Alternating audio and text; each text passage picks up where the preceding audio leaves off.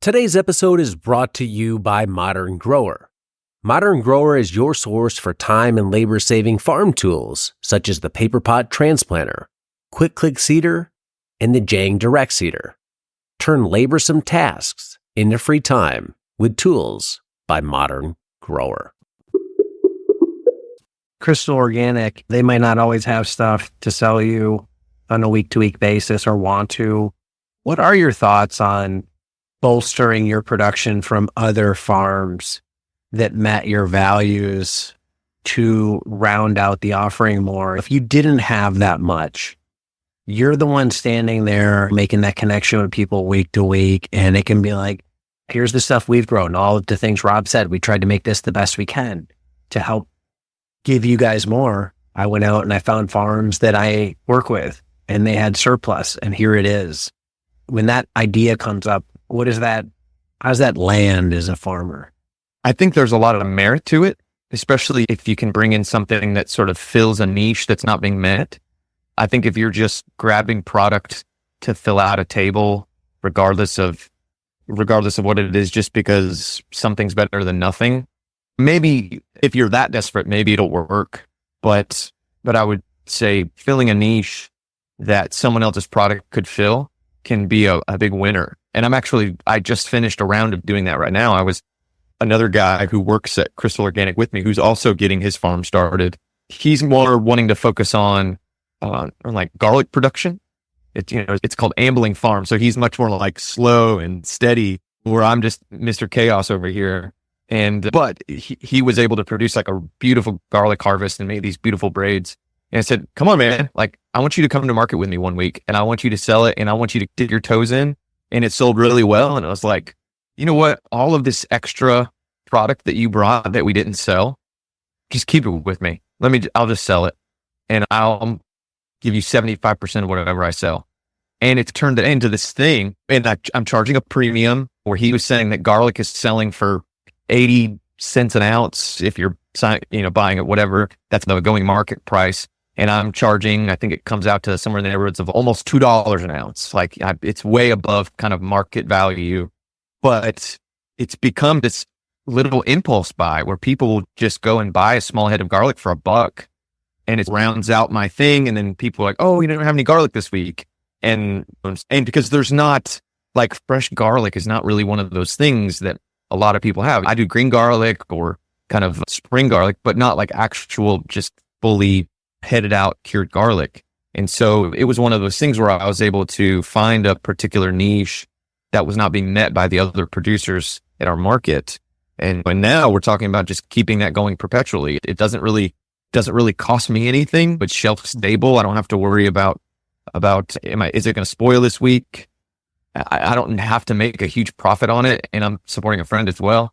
And so I would say definitely open-minded to doing that if it can fill a niche, and especially if it's shelf stable. Like, I'm probably not going to be buying baby greens every week and then hoping that I can sell it. And if I don't, it's all, damn, how am I going to get rid of this? But if it's like sweet potatoes or winter squash or whatever, and you can just sit on it, then yeah, I would say if it's filling a need that's not met and it's not going to become another job, then I think it can be a great opportunity to pad your numbers, fill out a table, and maybe reach customers who initially wouldn't come to your booth, but they see something that's like a little different and a little striking. And it's, oh, you're the only one that has red curry squash.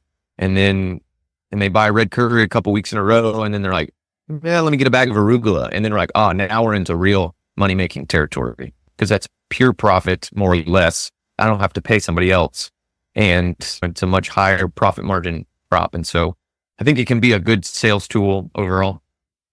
And I think just a quick time check. You still okay? Yeah, fine. Yeah. Okay. Yeah. For anybody listening, having fun. It's like midnight for Rob. So kudos to him for doing this late night recording. All right, I'll let you run with that. I was just going to reiterate your point, Alex, or play it back, that it's like that intentionality. So if you're going to take somebody else's product, you're really intentional about it, why you're doing it, what you're expecting out of it, how long it's going to go for. Maybe there's a relationship there that you're building as well. So this is bi-directional. And so there's not just going along to wholesalers and sweeping loads of stuff into a trolley and going, that's not going to work.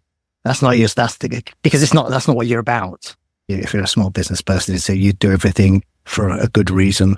And if you've got that reason, then you'll believe in what you're selling and it will sell as part of your overall value proposition. We have something similar, a similar relationship. There's a small business called Yorkshire Mushroom Emporium, and they grow oyster, shiitake, and now lion's mane mushrooms in an indoor environment again. And we've been working with them now for about at least 6 months. They grow in straw bags, and we take their waste straw and we put that on our land because it just adds organic matter into the land. So we've been doing that for a long time. And then we said, in return for you giving us it, we have to collect it. It saves them 6 hours a week processing, sorting out their waste. We come and collect it for them. So that works well. And I said, why don't we try selling some of your mushrooms at the farmer's market? So we take some, we sometimes will buy some at kind of trade price, and some we'll take on the sale or return. If they've got some extra, we'll say, we don't think we can sell that, but we'll take it on sale or return. And normally they say, well, if you don't sell it, just eat it. Because it's only got a limit. That isn't shelf stable. But actually we can turn some of it into mushroom jerky. So we're having to play with that as an added products. But yeah, just those 1 or 2 relationships where we're bringing other people's produce to the market and being very transparent with the market, the owners over that as well, and why we're doing it. And that is a mutually beneficial relationship in it. But it certainly adds to our overall value proposition as having something that stands out a little bit different from anyone else selling fruit and veg to the market. Hello, growers. If you enjoy podcasts like this one, tune into my podcast In Search of Soil on YouTube for a deep dive into the mysteries beneath our feet. Join me as I explore topics such as mycorrhizal fungi, mushrooms, compost, biochar, and more. It's a soil nerd's dream. We're going deep. We're talking to scientists about all things soil related. Whether you're a seasoned farmer or a gardener just starting out, our podcast has something for everyone. Listen in and grow with us. Check out In Search of Soil on YouTube.